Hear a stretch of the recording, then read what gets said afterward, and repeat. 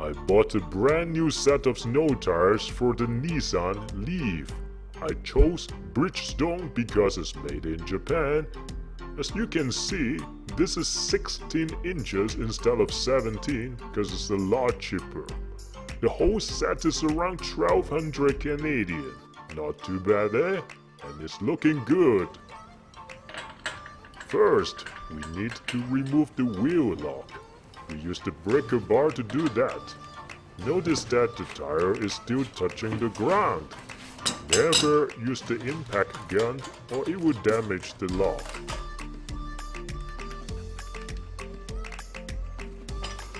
Next, I need this jack adapter for my floor jack. It's around $10 to $15 on eBay. Most of the Toyota and Nissan needs this because they have something called a pinch well or pinch rail. This is actually very annoying. If you have a Honda, you don't need this. If you don't use this, good luck to you. It will damage the pinch rail in long run. Now take a closer look. This is how it gets the support.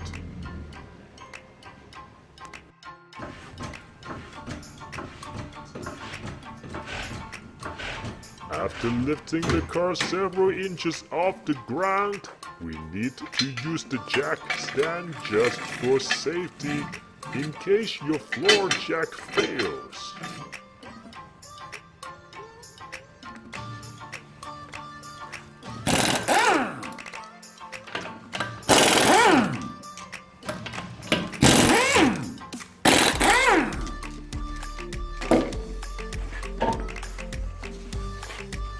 After taking the wheel off, there is a DIY tips I want to share with you. I strongly recommend using the copper-based anti-seize on the hub. I had very bad experience many years ago that one of the tires would not come off.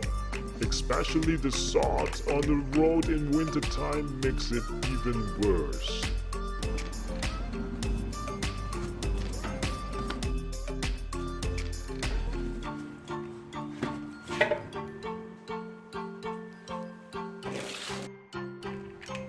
Now it's time to install the lock on the winter tire. Again, don't use impact wrench. Next, the wheels came with this aftermarket lock nuts, which requires a special tool. This is kind of delicate. I'm worried about if I bring my car back to the dealership for maintenance work, those mechanics may not give a shit and use impact wrench on that. The proper way is to use a torque wrench. For this vehicle, the spec is 83 pound-foot.